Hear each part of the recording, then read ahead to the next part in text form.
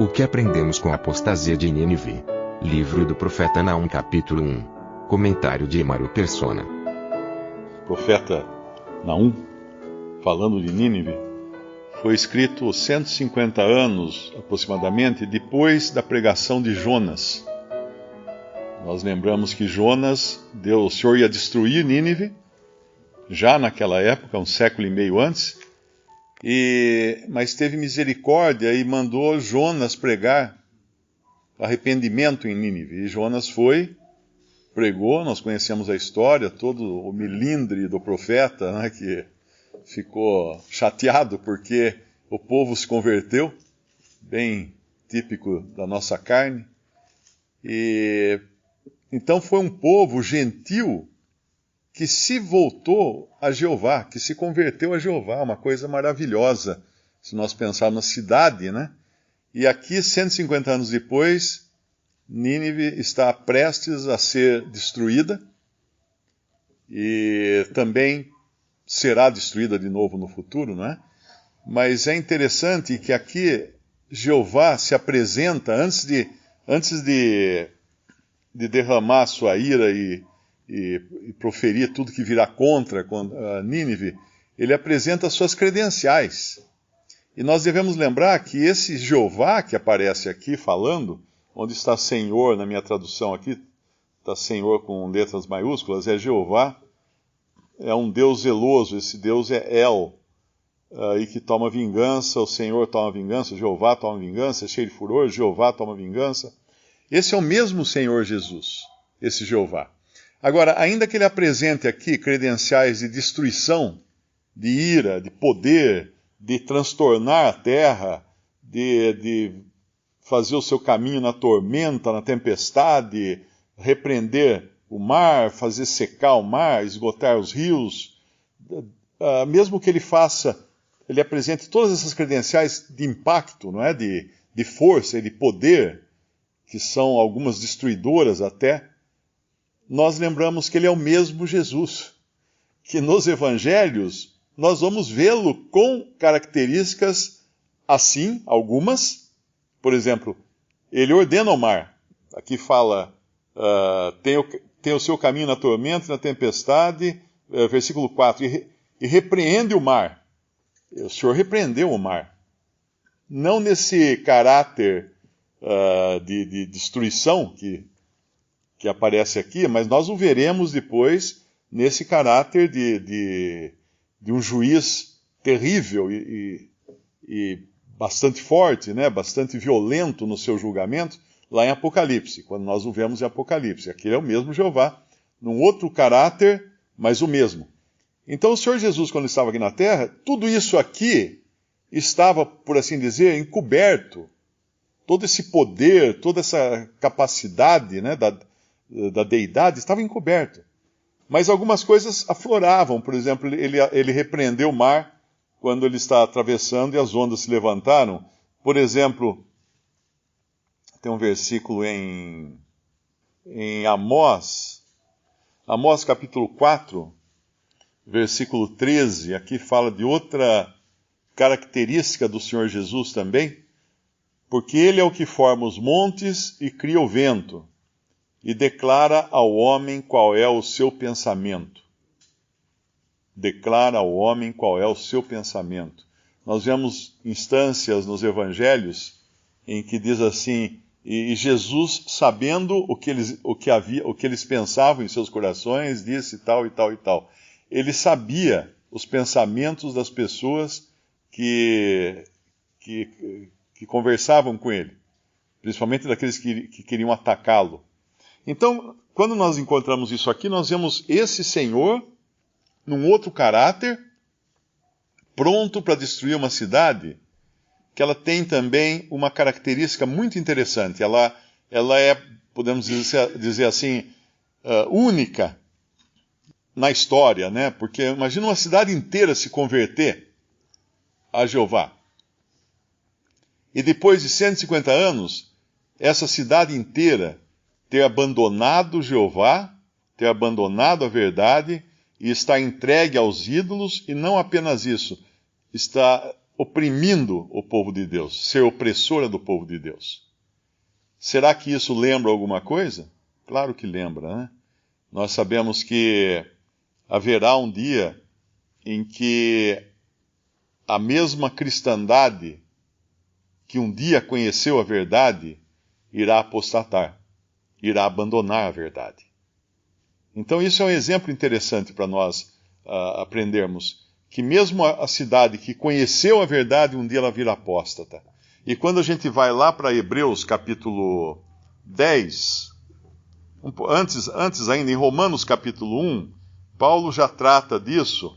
Ele trata num sentido muito mais amplo, não é? Mas serve como uma luva também, e no sentido particular também para Nínive.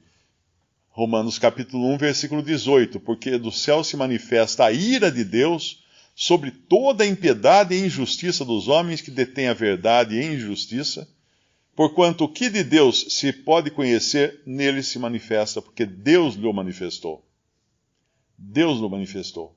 No versículo 20, porque as suas coisas invisíveis, desde a criação do mundo, tanto o seu eterno poder como a sua divindade, se entendem e claramente se veem pelas coisas que estão criadas, para que eles fiquem inexcusáveis.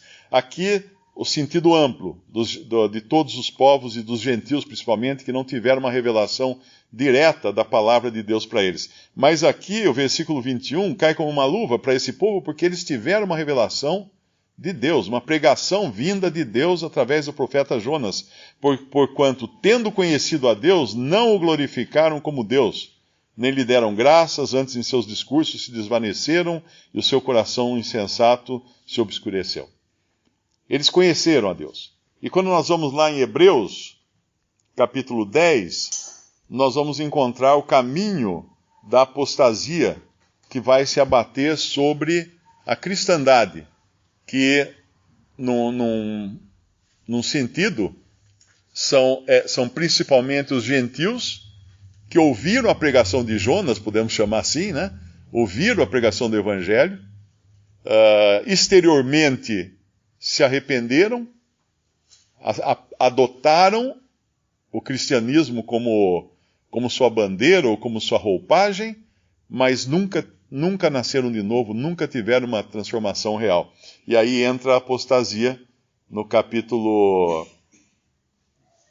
10 de Hebreus, diz assim no versículo 26, porque se pecarmos voluntariamente, depois de termos recebido o conhecimento da verdade, já não resta mais sacrifício pelos pecados. Aqui nos fala apenas do conhecimento da verdade. Não fala de ter incorporado a verdade, nascido de novo, se convertido à verdade. Talvez aquela geração, talvez não, né? Certamente aquela primeira geração lá de Nínive, dos tempos de Jonas, se converteu realmente à verdade, creu realmente em Jeová. Mas seus filhos não, seus netos não. E aí nós vemos uma outra geração agora aqui, servindo de opressora contra o povo de Deus. E aqui ele vai falar no versículo 27, mas uma certa expectação horrível de juízo e ardor de fogo que há de devorar os adversários. E aqui é o que esperam também os de Nínive, naquele capítulo 1 de Naum. Quebrantando alguém a lei de Moisés, morre sem misericórdia só pela palavra de 2 ou 3 testemunhas. Isso aqui é uma referência àquele homem que foi pego catando lenha lá no Antigo Testamento. Então, um rompimento da lei, uma desobediência qualquer, já era motivo para condenação. Mas ele fala que tem coisa pior que isso. De quanto maior castigo cuidais vós, será julgado merecedor aquele que pisar o Filho de Deus e tiver por profano o sangue do testamento com o qual foi santificado e fizer agravo do Espírito da graça? Porque bem conhecemos aquele que disse, minha é a vingança, eu darei a recompensa, diz o Senhor. Aqui ele está falando num sentido geral, mas ele vai para o particular. E outra vez, o Senhor julgará o seu povo. Porque nós sabemos que a carta aos Hebreus foi escrita para uma mescla de cristãos que provavelmente tinha entre eles não convertidos, tinham apenas professos entre eles. Por isso que há menções como essa do capítulo 10, e como também no capítulo 6, que às vezes alguns interpretam como se um crente pudesse perder a salvação. Não.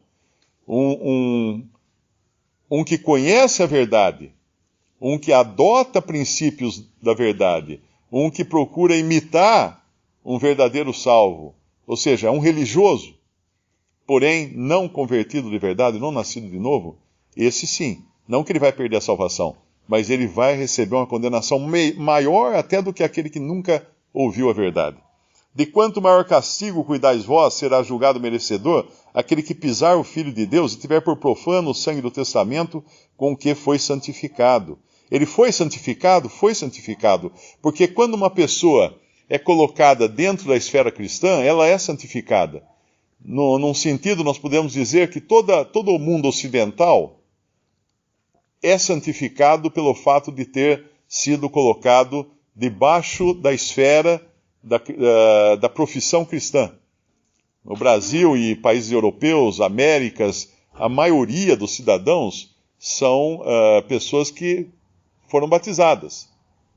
Então eles estão debaixo dessa auréola de santidade do cristianismo, porém não salvas, apenas batizadas.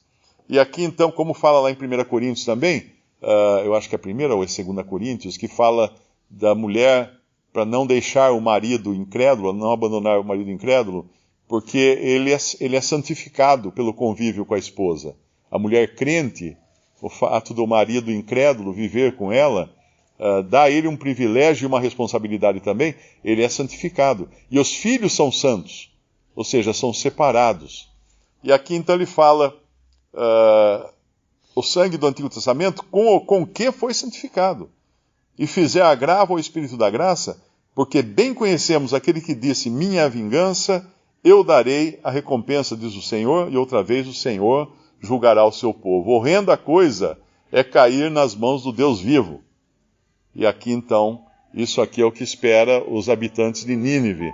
Mais uma vez haverá, espera já no seu tempo ali, e depois acontecerá novamente no futuro.